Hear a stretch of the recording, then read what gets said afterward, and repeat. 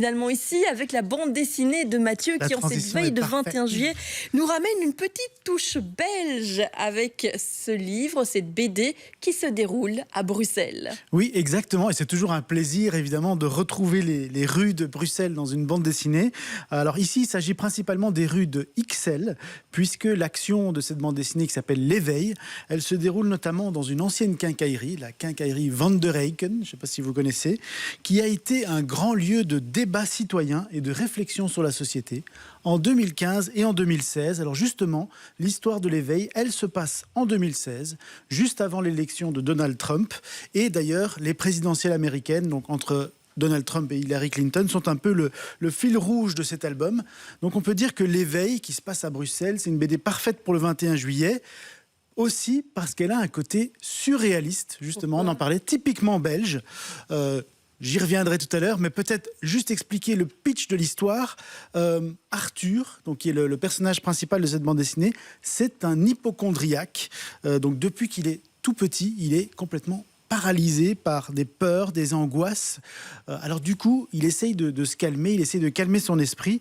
Et notamment, il regarde souvent les mêmes films. Donc notamment Vertigo de Alfred Hitchcock, mais quand ça devient un petit peu trop effrayant ou quand il arrive à sa scène favorite, il met pause parce qu'il est aussi angoissé par le temps qui passe. Donc vous aurez compris, Arthur, c'est quelqu'un d'un peu compliqué, mais sa vie, elle va basculer un jour au moment où une énorme branche tombe d'un arbre dans la rue et manque de l'assommer. Alors, ce n'est pas cette branche qui va changer sa vie, mais c'est la jeune femme qu'il va rencontrer lorsqu'il s'assied par terre, qu'il reprend ses esprits. Il y a quelqu'un qui vient lui parler, et cette jeune femme, c'est Sandrine. Elle est pleine de vie, pleine de détermination, et tout de suite, elle l'emmène à la quincaillerie, cette fameuse quincaillerie, où il va rencontrer les habitants du quartier, et ensuite, elle le rejoint dans son appartement, et ils font l'amour. Donc, clairement, il se retrouve en contact avec quelqu'un. Mais le lendemain matin, la jeune femme a disparu.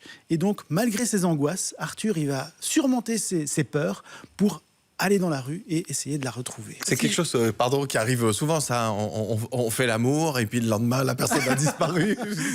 Vous voulez nous en parler? C'est réel, c'est ça. Non, mais vous êtes aussi hypocondriaque qu'Arthur, alors le personnage. Oui, en donc plus, ça va. complètement. Oui. complètement. Mais c'est votre histoire. Ah oui, c'est moi. Il est sacrément hypocondriaque quand même. Hein. Ah, oui, Arthur, tout à fait. Arthur, Oui. hein, pas Oui, Hugues, hein, que les choses soient Oui, claires. oui, clairement, il est vraiment fortement atteint, Il est disons, très atteint. par ce problème. Mais ce qui est intéressant dans l'éveil, c'est que c'est une histoire avec un double niveau de lecture, au moins, hein, puisque c'est la rencontre entre, je disais, deux êtres diamétralement opposés. Arthur l'angoissé, Sandrine l'extravertie. Complètement. Sandrine qui utilise aussi le street art pour faire passer ses messages, un peu comme Banksy.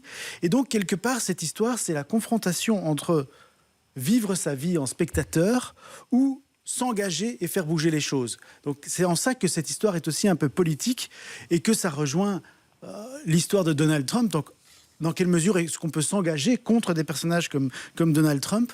Donc en quelque sorte, l'éveil, ça raconte le retour à la vie de quelqu'un, le retour à la vie d'Arthur, qui découvre à quel point ça fait du bien de s'engager, de vivre sa vie pleinement et d'être en connexion avec les autres. Il y a un côté très surréaliste à la belge, hein, c'est vrai. La nana qui se balade un petit peu fait sa Ah oui, lèvre, c'est tout complètement ça, surréaliste. c'est incroyable, C'est complètement surréaliste. Donc c'est une BD hors norme, très intelligente. Franchement, ça vaut la peine de la lire plusieurs fois parce qu'elle a un côté un peu désarçonnant et elle livre plusieurs clés pour comprendre notre monde. Et c'est pas étonnant que ces deux auteurs aient choisi quelque part la voie du surréalisme pour raconter leur histoire, puisqu'ils avaient déjà fait ensemble une bande dessinée sur Magritte. Donc, si vous aimez le surréalisme, ce sont clairement des auteurs à suivre. Et si vous aimez le style de Campi et Zabus, ces deux auteurs, ils ont aussi fait une BD qui s'appelle Macaroni, sur l'immigration italienne en Belgique, et une autre BD qui s'appelle Les larmes du seigneur afghan, qui va peut-être intéresser Aline, puisque ça suit une journaliste de la RTBF, Pascal Bourgault, en Afghanistan, sur le terrain. Donc c'est vraiment des auteurs très intéressants à suivre. En très bref, à qui va plaire cette bande dessinée? Alors je pense que ça va plaire à tous ceux qui aiment justement ces récits un peu rêvés, un peu surréaliste et en même temps avec un message derrière. Donc clairement, les gens qui ont envie de s'engager, qui ont envie de faire bouger les choses, je crois que cette BD, ça va leur plaire. Et ça s'appelle L'éveil, ça tombe bien ce matin. En cadeau, les éditions Delcourt vous l'offrent. On a 2 exemplaires pour vous. Si vous souhaitez avoir cette bande dessinée à la maison, c'est facile. Vous envoyez tout simplement le code éveil par SMS au 60 03. C'est 75 centimes le message. Merci beaucoup Mathieu. Vous revenez tout à l'heure.